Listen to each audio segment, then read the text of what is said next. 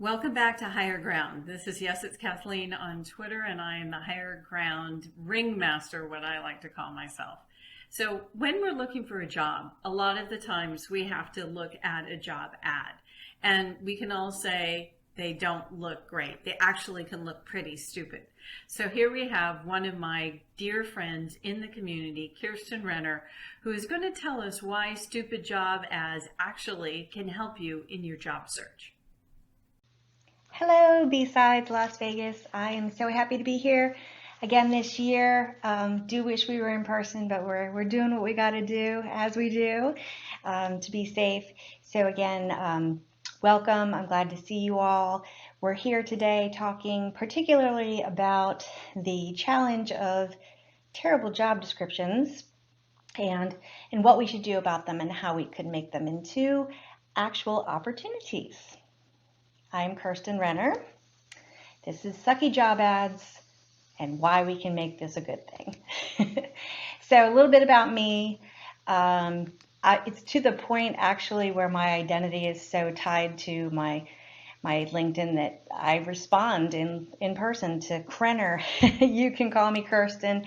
You can call me Krenner. I'll respond either way. I am the senior director currently at Novetta. Novetta is an advanced analytics and cybersecurity firm, soon to be Accenture Federal Services. I'm a college dropout. I do make that relevant to the conversation here shortly. I started my career in the early 90s, started with software engineering, rolled into IT, wound up in recruiting. Us recruiters say, nobody seeks out being a recruiter, recruiting finds us. And again, that is also going to be a relevant part of the conversation we have today regarding specifically job descriptions. I list down here a few of the prior speaking engagements that I've had, and without further ado. So what do we do? I think we can all agree that a lot of the job descriptions that we see are less than favorable. We are all in different stages of our careers. Our own personal career journeys are very unique, what we've been through to get us to the point where we are today. I will be tying the responding to job descriptions into how wherever you are personally in your journey, you should respond.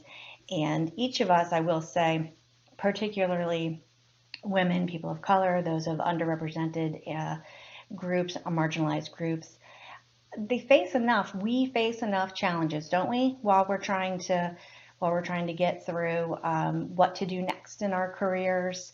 And I think, gosh, even the neurodiversity and all the invisible types of disabilities and features, as I like to call them, it's special for all of us, right, when we're trying to deal with our challenges. So all that to say, I feel like I'm going to turn this for you, hopefully, into a project that can be fun and can be used to your benefit.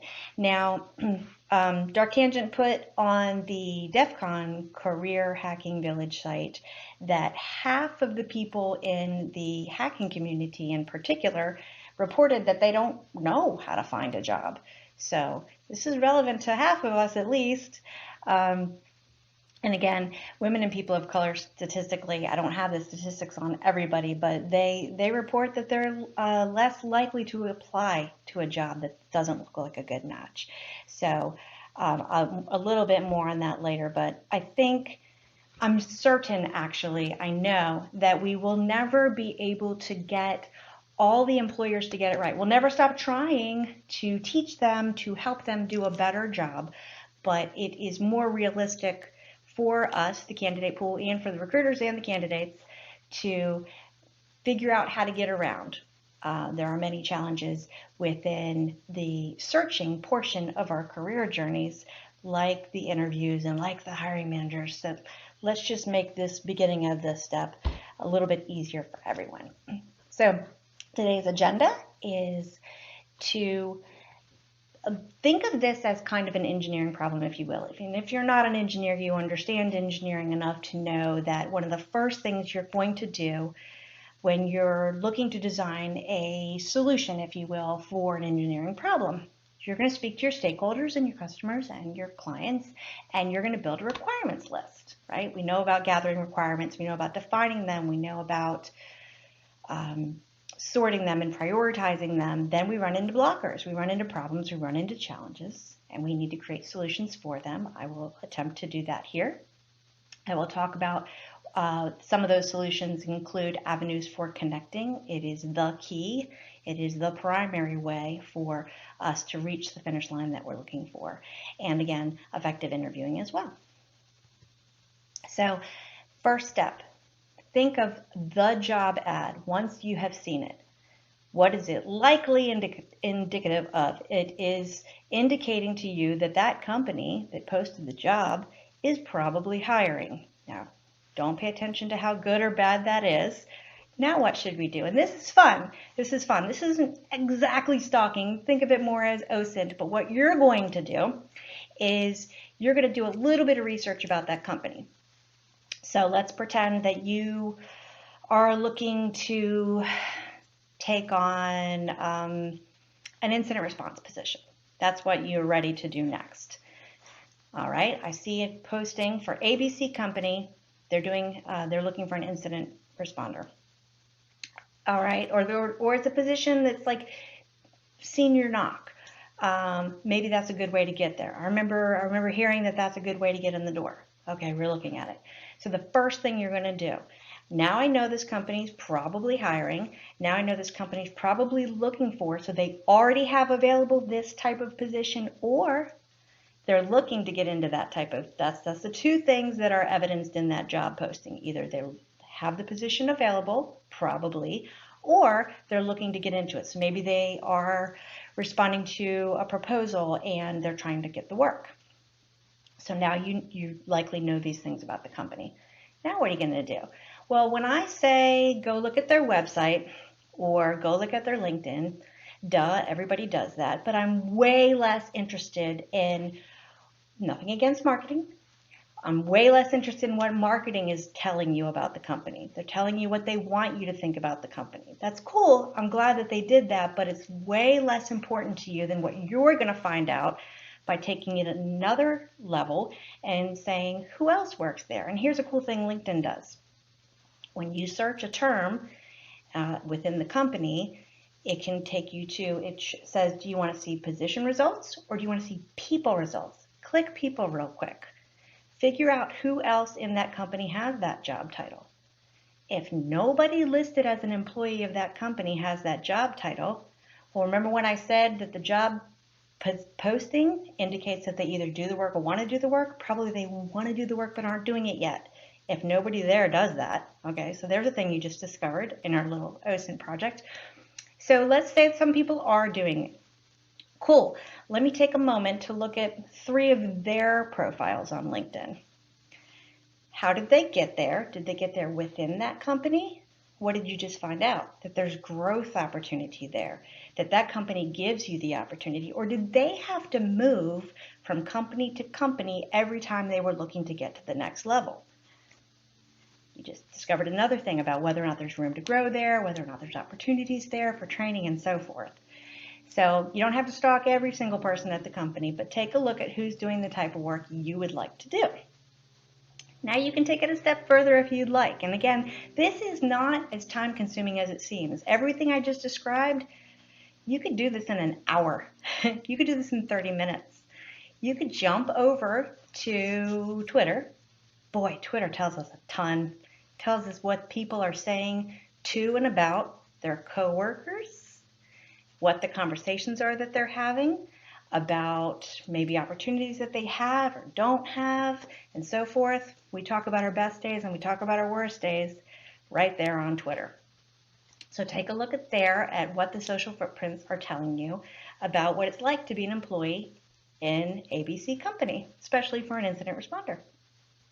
Okay, so once you've discovered these things about the company, you can ask yourself, because remember we talked about you were going to build a requirements target list for yourself, a little bit more on that later. Do these things match up with where you are in your journey? All right, real quick. I did try to redact anybody that didn't give me permission, even though it was just on Twitter. We have different types of job postings out there, and you people talk about it a lot. I got all of these examples, a couple of them I got in one day.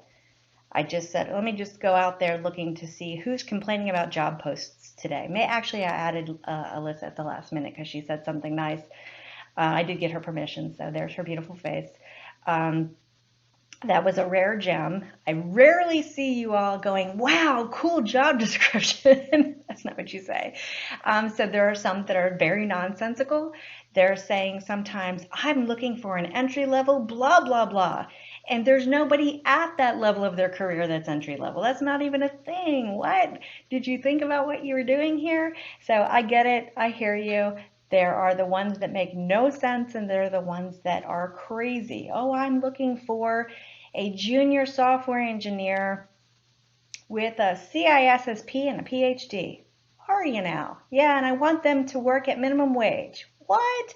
Okay, that's crazy, but we'll talk about how to build those questions and address those questions in your journey. All right. Are there usually hidden messages? Well, there's two ways to look at this. If it says fast-paced environment, do they really mean they want you to do 17 things? Maybe because they're understaffed, maybe because they just lack resources based on the size of the company. Maybe they're a startup. That might be true. And that fits certain personalities, right? I've always been the type of person that, I'm not saying I never complain about it, but I like having 10,000 things to do. So it depends on what your jam is based on where you are in this stage of your career. Does self-starter mean they're going to give you nothing? They're going to provide you with nothing? I don't know. Everybody doesn't also have the same, to be fair, depending on the size of the company, the bandwidth or the resources, or even the timing that would be allowed for having an IRAD team, or having a team that they bring in that they call like mini bench or junior bench that they train and clear and stuff like that. So it's super cool if you catch companies talking about stuff like that, or better yet, remember the OSINT project? If you see employees of a company talking about this sort of thing, hey, we trained our interns, or we have a fellowship program, or we took all the new grads out to lunch, or we went and threw axes with them and it was great and they all got their certs, so we went bowling. That's showing you that this is the type of company that's providing those types of opportunities.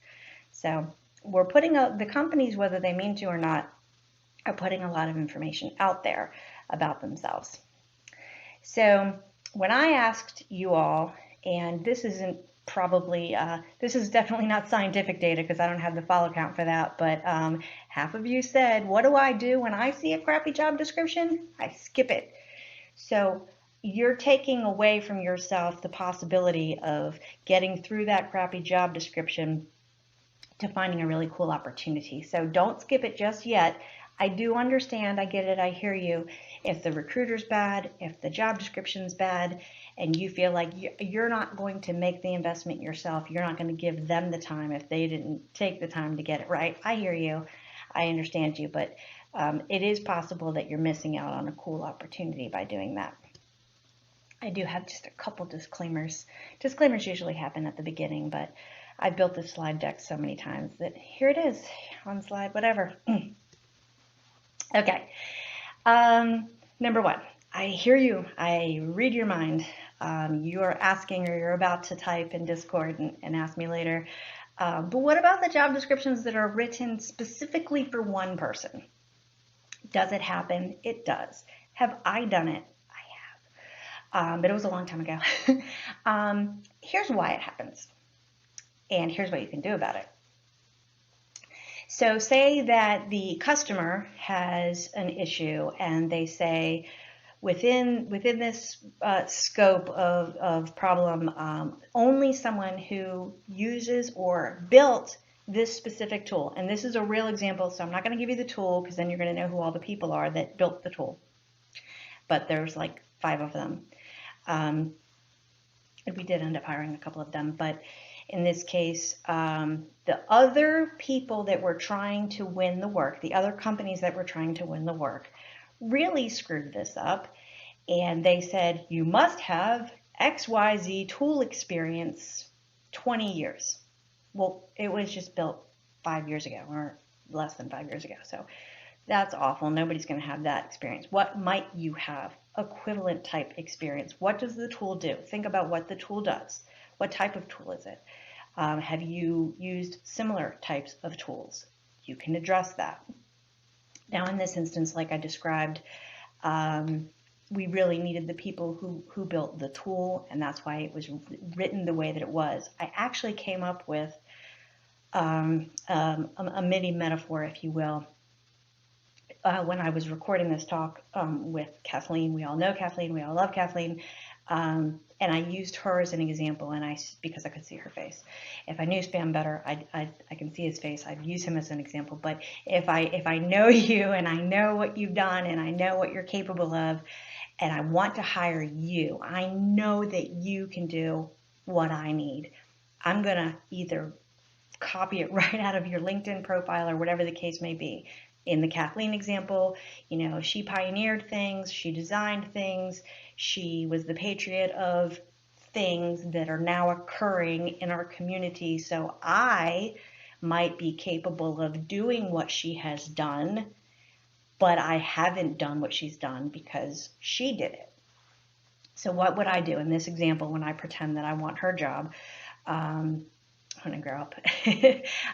Well, I could say, although I did not meet this requirement of designing programs or getting conferences to do these different types of things, what I have done is I've assisted in those types of things, or I volunteered my time over in this other place doing something similar. You get my point. So yes, it happens. I'm not going to spend a ton of time on these items. These are the items where the company is straight up just saying something that maybe they thought was clever or cute that is actually offensive and disgusting, and it is a clear indication that you don't want to do business with this type of company. In those instances, you do run away. Just run away. It's not worth your time. I will not give them a lot of attention, but I'll show you super fast. These are real. They're horrible. If you have time to read them, take a screenshot. They're gross. But again, don't spend a lot of time. If you're not interested in a company that thinks it's hilarious, that would mention just, 4X, female, French, Italian, no, gross. So if you have spent any amount of time in social lately, this, I don't know if it's because everybody's been cooped up in the house too long, or I don't know what's going wrong with people. There's been a ton of this lately. Companies being called out for really not okay behavior. Not okay. All right, back to your target list. Now you're going to flip it around and you're going to build your own requirements list for you, the candidate. Here I am in my career journey. Here's what I need. So what's important for me? What do I need? And what do I desire? And what's a deal breaker for me? So if the company talks like that, that's a deal breaker for me. Okay, and you're going to build that requirements list for yourself. Now, keep in mind when you look at a job description, and we'll get to one here in a second, they are supposed to, like legally to be compliant, they are supposed to advertise their job based on what you actually have to do it, a requirement, qual, and then some preferred skills. Sometimes they flip it around. We'll look at one of those. I want you to do the same thing. Do you want flexibility? Do you want training? Do you want to be able to grow? Do you just want money? Do you really want PTO? Do you want a flex schedule? Figure out what matters to you. I'm going to skip what I was just going to say. Did you see what I did there? I redacted my thoughts. Okay, so here is, I know who wrote this description, by the way. I know what they were trying to say, and I know what this is. I know this is either like an exploit dev or an RE position. I know what they were trying to do, but I'm pretending I'm you right now, and I'm looking at this, and I have questions. I have reasonable questions. First of all, remember when we were talking about requirements and preferred. Why in the world do you require so much? And then it'd be nice if you had these things. It should literally be the other way around. I think they flipped it. I think somebody was tired when they wrote this. Okay, so step one, you say you want me to have a polygraph, but you don't tell me anything else. Well, they shouldn't tell you the type of polygraph. So I want you to make note of that. I want you to think to yourself, well, there's different types of polys, and what if I had one in the past, or what if I passed a poly in the last 5 years, but I didn't use it? So these questions are all smart. They all make sense. All your questions are valid. Keep track of them, and we'll figure out what to do with your questions here in a second. There's 2 things I want you to do with your questions in a second. So I won't go to all of the bullets, but I'm going to go through a few because I'm going to run out of time. Remember I mentioned that I was a college dropout? So actually the job I'm doing now requires a degree. So does experience count? That's a reasonable question. Figure that out. Ask the question. So the step level 1, when you have these questions, you're going to start with the recruiter. We'll get to that soon also. But you're going to come to the table with the questions. Good recruiters will always, always make the time to figure out your answers. They shouldn't make it up on the spot. They should say when they don't know, I'll find out. And they should always make the time for you that you need. So I said I wasn't going to go through all of them, but when you group together all these different tools, well, in fairness, they said etc., but I'm just doing an example of another open source tool that you didn't bother to mention. So make note of that question. This was, out of all of the bullets, this was the bullet that made me the angriest. I'm not a software engineer. However, when I look at all these different tools, and this should have at least been 2 bullets. Because if I've done Python and Perl, but I've never done C++ or Java, is that the same? It's definitely not the same. So shame on them for grouping them all together this way. I don't know if they were just looking for many different levels and they grouped it all together or what, but that's not okay. So we'll get to the end here. When you see words like strong or good, by the way, this is not OFCCP compliant. This is not compliant. You can't do that. You can't use a subjective term and then base a judgment on it. So your question to them would be, how do you go about quantifying what is strong? Is 3 years strong? Do I pass a test to be seen as strong? They shouldn't have written that under the basic qualifications. That's a lot to unpack, and we could do this all day, but we'd run out of time. So what I'm wanting you to do when you have these questions, know that they are valid, know that they are reasonable, keep track of them, and you will address them when we get further along in the process. So I already gave the perfect example of how you can do the job that requires a degree without a degree.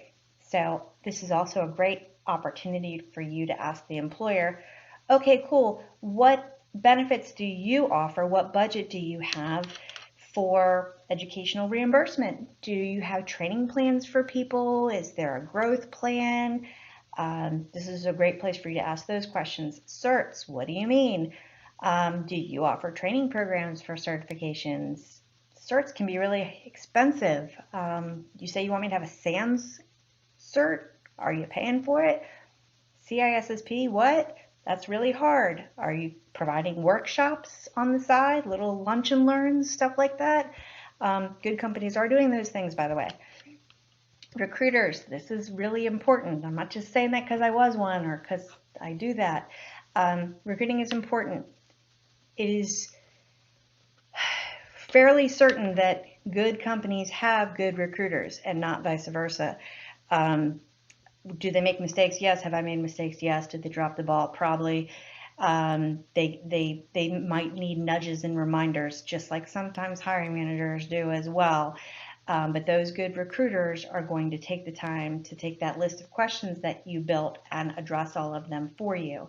And then the next level you're going to do once you get through making sure, now never forget that you are your own best advocate. Nobody's more of an expert on you than you. Okay, so make the recruiter into your personal agent. They should be focused on you. They should not be focused on the job. They should be finding out about you. They should be asking you more questions about you, what you like, what you don't like, what you want to do, what you have done, than pressing into the job description for you. More than likely, the company has more than one job open. They should be considering whether or not, instead of forcing you into this job they want to fill, whether or not you could be a fit somewhere else. Turns out I'm talking to this candidate and they look like the perfect fit for this position, according to what I can tell, and found out while I was talking to them, because I did my job properly, that they would way rather do this other thing. So I'm going to provide that opportunity to them as well. Then you make it, with the good recruiter's help, to the interview table. And what you're going to now do, as your own best advocate, with the help of the really good recruiter, you're going to ask the questions that you identified in the job description. And also, remember we talked about how I don't have Kathleen's quals, but I have other things that I've done that show an interest and an ability to learn how to do those types of things. I'm going to address them. I'm going to say, although I don't have this, I've done this. Is that okay? Flip it around and ask the interviewer the question. This always stops them in their tracks and can turn it into a really good and real and human level conversations. Say to them, you know, I don't have this thing under the quals, but I do have this. Let me ask you something. When you were applying for this job, was there anything you didn't have? And how did you get past that? How did the company help you get past that? How did the company look past the fact that you didn't have this thing and figure out that you were capable of doing it? Never forget I said that. That's really cool. And then as a bonus, also ask them, what have you learned here in the last year? That has nothing to do with job descriptions, but it's really cool. You should always say that. Okay, so yes, COVID has really changed things for us. You're watching a pre-recorded talk right now, and we're all attending this conference virtually. That's okay. I think that it expanded, I know that it expanded the ability for a lot more people based on timing, whatever's going on in their lives at the time, and finances, frankly, can really be expensive hopping around trying to get to all these conferences. It expanded our ability to network like this, which is key. Within most of the conferences nowadays, and I do know it is happening, 99% sure it's happening here, there's mock interviews and resume workshops. These are really great. I can't say enough good stuff about it. Go and attend these sessions, and when you do, while you're being mock interviewed, flip it around and ask the mock interviewer, can I test out interviewing you? You're both going to learn in that moment. Just ask, say, I noticed you phrased this question this way. What if it was phrased this other way? And then you're both going to learn from that experience. So here is the bottom line. Every time you see a job posting, more than likely you just figured out who's hiring. Now, this is an opportunity for you to figure out, what does this company stand for? What does the face of the company look like? Who else is working there? What can I discover by watching their career paths within that company? Does this match up with what I want to do? Determine if it's a good fit for you at this time. And then be prepared always to address anything that didn't look like a match for you. So nobody's better or smarter or more technical than anybody else, as much as we all just have to be willing and able to learn the next best thing. And this is where I'm going to pop all over to Discord and take your questions. So thank you so much, BSides, for this opportunity, and I look forward to talking to everybody. Thank you, Kirsten, for such a fabulous presentation. I know that everyone looks to hear more from you about what is going on with those stupid job posts. And as long as you and I have been in the community, we've heard a lot of the same complaints and concerns and criticisms. And some of them are coming up in the Discord. And I want to remind everyone to put your questions in Discord and we'll add them to our conversation here. So first off, let's talk about this challenge that we have in the tech community where there are hiring managers or recruiters who put in, hey, I want to hire someone for this job. I want at least 10 years experience. Obviously, the person doesn't know that the job or the technology has only been around for 2 or 3 years. A lot of people sit there and say, well, I don't even want to work for a company who doesn't know that. But let's talk a little bit about how to handle that situation, but then also give a little background on why that situation happens. So why don't you start with how that situation comes about and then how best to handle it? Okay, first, let me apologize on behalf of all of recruiting. Speaking for all of you guys out there, all the recruiters, we're sorry. I think it's a combination of a lot of things. I think it's a combination of, and this is not an excuse, mind you, but I think it's a combination of maybe someone being overwhelmed or not noticing or the description going through the wrong hands, not getting approved by the right people. Hopefully it slips through the cracks.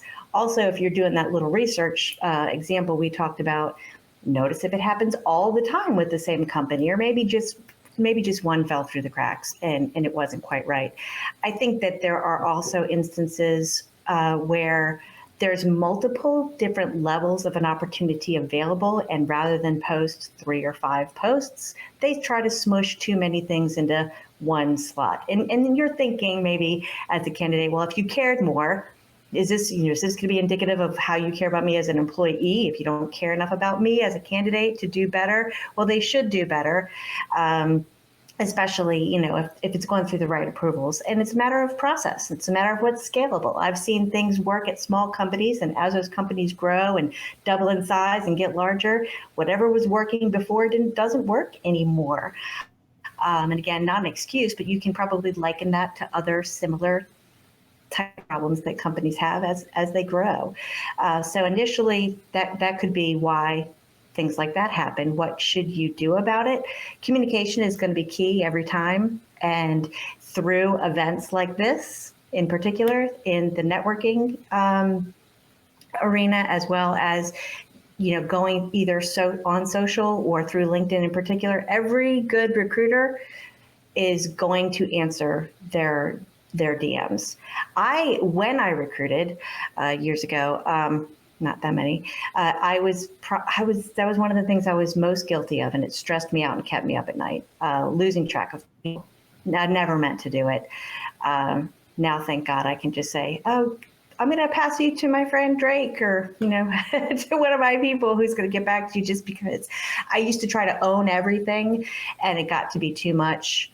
There was just too many people to talk to. So communication is going to be the way to get through, and you can put it right out there. You start with the recruiter, and if that doesn't work, look for a hiring manager in the company, send a message and say, hey, I noticed you were looking for this. Although that product hasn't existed that long, I do have this or this. Or you can say, I noticed you were looking for a junior person. Maybe that was a typo. But here's what I do have. Let's start the conversation. Do like icebreakers. Right? I don't know what dating is like, but you have to come up with an icebreaker, right? Sometimes it works, sometimes it doesn't. So it's probably similar to that. Yes, I think that those are all really good points, because so many people in job search think that it's a 1-2 or a slam dunk, when in actuality it is developing relationships and being able to talk to the recruiter, talk to the hiring manager, and sort of explain to them, do you realize what this technology is, where it came from, and how it is not possible to have 10 years of experience, but this is the experience that I have built? Because something that I've always said is, how about we do some reverse education? We do reverse engineering in this industry, but how about some reverse education? Talking to recruiters. There are great tech recruiters like Kirsten, but then there are also recruiters who every day they are hiring for something different. One day it's salespeople, the next day it's engineers. And that is because the company is not putting a lot of investment in their recruiting staff. And so sometimes you have a really great opportunity to cultivate that recruiter, cultivate that HR person, and sort of provide them a little education as to what are some of the things that are in that job description. I want to go to another question in here, Kirsten, that, and we hear about this all the time. People, they go through the painful process of building the resume, which, we still have people doing resume reviews, so please take advantage of that. They fill out the job description, even though, they fill out the application, even though the job description sucks. And then they don't hear from the recruiter or the sourcer. What are your steps that you recommend that a candidate goes through in that situation? There are many circumstances where the volume of people that aren't a fit are so great in some instances where the recruiters are just looking elsewhere. Can you believe that? It's true. They're not even looking in the inbox, or at least not as often as they should. They're supposed to. My team, for example, is supposed to disposition every day. You're going to have to do communication there as well. You're going to have to reach out. You're going to have to say, hey, I applied. What should my next steps be? Don't start with what you think is the manager. Start with recruiting. If recruiting doesn't work, then, because you're going to LinkedIn and you're saying, who recruits? We'll go back to ABC Company. Who recruits at ABC Company? Well, this person has the recruiter title. Send them a message. Hey, I applied to the XYZ requisition. I haven't heard back. Do you have any pointers? What should I do next? Is it something do you have a question that I can answer for you that will help? If that doesn't work, who's the head of recruiting? Go there. If that doesn't work, who's the VP of the engineering department, of the software engineering department, and so forth? Try that. I wouldn't be surprised if it doesn't work. I'd love to hear from you if you did all those things and it didn't work. And then that would be a whole other issue. But I think that's a really good way to start. And I also think that a proactive step is, if you had that initial interview, you should always be asking at the end of that, as you said earlier, ABC, always be closing.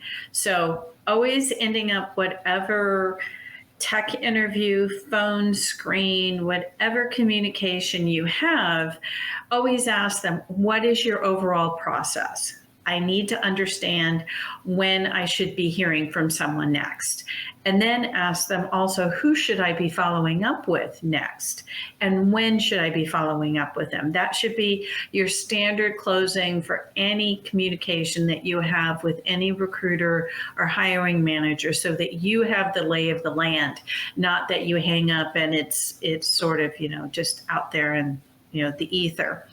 We have another question here about company review sites like Glassdoor. Sort of, what are the pros and cons of those? I have a few, but what are yours? I think that what I talked about before, looking in social footprints, seeing real conversations happen, might be a lot more meaningful. Nothing against Glassdoor in particular, but I feel like that is more of a place where people are complaining, or they look for a place to. It's almost, what is the site? There's a site that you can do for your restaurants. You go to the restaurant or you go to the store and you don't like it. Yelp. You can, like, it's kind of, you don't see as much positive stuff there, unfortunately. There is a process to go through as a company if someone posts something and it's just flat out not true. There is something that they do to kind of adjudicate, if you will, if those things are real. So they should be. They're having the same types of reviews on Indeed as well. And again, look at what the real live conversations that that people are having. Now I would put a lot more salt in the positive things that people are saying, right? Because it's almost like people are less invested or compelled to take a moment to go say something positive. So I would put a lot more weight on that as you're reviewing those things. If somebody says something, by the way, that is a flat out deal breaker for you, right? Like I was abused in this place or something like that. Sure. That's something to make note of, but. Well, I think that this is also where networking is really important, that expanding your network beyond your buddies and friends and colleagues is making sure that you have a wide enough network so that you can rely on people's advice and opinion that you respect, versus looking at something that company reviews. Someone's talking about Yelp, Indeed, Glassdoor. There's a variety of things that can be taken into consideration with that, which is, people using that as a gripe page, using it as a place to, be the most destructive that they can. And at the same time, there may not be enough people out there who even know to put a review on Glassdoor to say it's a good place to work. So always rely on your own network. You can look at something like Glassdoor or Indeed, but also have a strong network so you can be sure that you're asking the people whose opinion you respect. So we have another question, which is, if you feel that you are very, well packaged as far as having the right skills and experience, but you're not getting the attraction of recruiters to your job search, what are some things that you should be doing to make yourself be more attractive to or valuable to a recruiter? To be found by them? I wonder if that's what it means. Yeah, it's to be found. I mean, I think that we run into this a lot with our community, in the sense that people have experience and they have the certs and they know the languages, but at the same time, they're just not getting picked up by a recruiter for a contact for a job.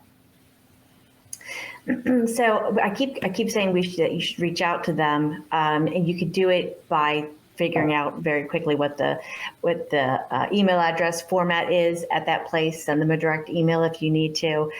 Go to LinkedIn to see who recruits there. And also, if you're addressing, when you look at the job description, if you're customizing what you're submitting as much as is reasonable for that position, and you're saying, hey, Joe Blow, Recruiter Joe, I noticed that that you're looking for this and that the requirement is this. Please take notice that I did this.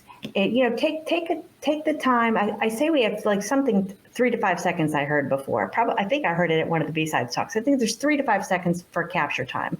In marketing, they say something similar, like, what's your tagline? How are you going to compel me to look forward? Right off the bat, the first thing you should put at the very tippity top is, I'm a this, and I want to be a that. So this is your resume. This is you compelling me, the recruiter, or the first person looking at the resume. We're doing the keyword search, and we're looking for those keywords, and maybe you didn't have them, but what do you have?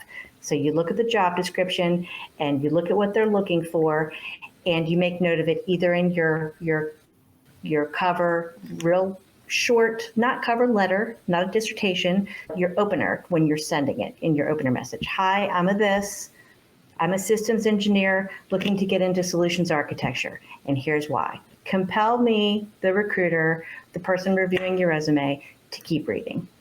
Mm-hmm. Well, I think also it goes to something that we point out in many presentations, is looking at the job description and being sure that you've customized your resume to what the job description says.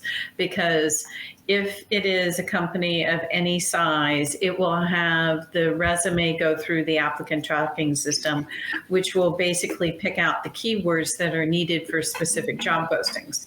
And if you don't match up to that, even though you in your mind say, well, that's that ATS is not going to pick that up, right, Kirsten? Depending on the applicant tracking system and depending on if they set up but a lot of the larger companies that have, the larger volume that we talked about before of applications coming in, they're going to set up a script that runs every night and is only picking up those things, right? So the ClearJob website has something, it works opposite of that. So they are scraping for us every night and giving to us the resumes that match, right? That's really cool, right? So that's where the keywords come in. So think about that happening, and that doesn't mean put every daggone keyword that exists out there, but take a moment to be customizing your application for that particular job. And then those cool tools out there, those cool machines are going to pick you up and put you in my inbox. But take a moment to just tell me what you want to do. Don't make me have to figure it out. Like I have actually had candidates say, well, if you just read my resume, you'll know what I am. Do me a favor. Give me a break. Hey, I don't understand all of it. And I have resume fatigue at the end of the day or at the end of the week. So just do us all a favor and just say, I'm a this, and this is what I want to be. And that's going to compel me. I'm going to go, you know what? I never would have realized that, especially based on how crazy the formats are sometimes. Yep. So we have another question, which unfortunately we're going to have to, apologize for the industry again, which is getting feedback from a recruiter if you're not getting the job. I think that, we run into some challenges that we need to explain to candidates that there are some HR legal departments that say you can't give any kind of feedback. I mean, this is one challenge that many of our transitioning veterans have a problem with, is that in the military, when you're going for your next sort of rung on the ladder, and if you don't make it, the military will tell you, this is the training you need, this is the cert you need, and they'll provide you the feedback as to why you didn't make your next goal, and then they'll make sure you get there. We don't do that in the job seeker community. And, a lot of companies really work on candidate experience and letting you know where you are in the stage. And they can't technically give you full feedback, but some will at least thank you for your time. So Kirsten, your thoughts on how to deal with this? So think of the recruiter as not just, your agent, you're your own best advocate. You tell them what to say for you, but also they are kind of a liaison, if you will, between the group of candidates and the group of hiring managers, who all, by the way, have day jobs, and we have to track them down. We have to find them. We have to get feedback from them. Some of them fill out amazing scorecards, and I know everything I ever wanted to know about how your interview went, and some of them just go, meh. They literally have a symbol. Or they have a symbol, and that's all I know. So it's a little bit of a challenge on both sides for them to discover, for the recruiter to discover what the hiring manager is or isn't telling them. So they don't always know. But addressing up front what you think may have been an issue, maybe at the initial stage or at any stage that you went through, say, well, I noticed that this happened. Be cognizant of, read the room. What happened? I noticed that this happened. I just wanted to address that. Yeah, it's hard because this is, again, where having a really good network of recruiters is going to be helpful for you, because I remember my first BSides Higher Ground 2015, that somebody actually was having a lot of trouble with their getting a job. And we talked a lot about, what they were going through and what kind of interviews they were doing. And they had built in their mind a specific impression of what they thought was going on. And I was able to go and talk to some of the recruiters that they had interviewed with, and it was something completely different. But this is where you sort of get into this HR legal issue of, there are things that HR departments really can't tell you. They can't tell you that it wasn't, it wasn't the right sort of culture fit. You were too academic, and they were not, sort of in the academic frame of mind. this is where you really need to make sure that you work with a lot of recruiters, have them in your network, and touch base with them. They're going to provide you with the really best feedback. So we're running out of time. Kirsten, do you have any last minute things to say and share with our audience? I think that all the speakers and all the volunteers at all the B-Sides and the other conferences that we have, one thing I can tell you for sure that I'm certain of is people who give their time are helpful type of people. So they are going to be good places for you to begin as well when you're looking for answers and solutions. Start with one of them. Start with a speaker or a volunteer. They'll get you in the right place. Wonderful. Well, thank you, everyone. Thank you, Kirsten, for, again, providing your expertise and your perspective to the community. We really appreciate you and love all that you do for the community. Bye, everyone.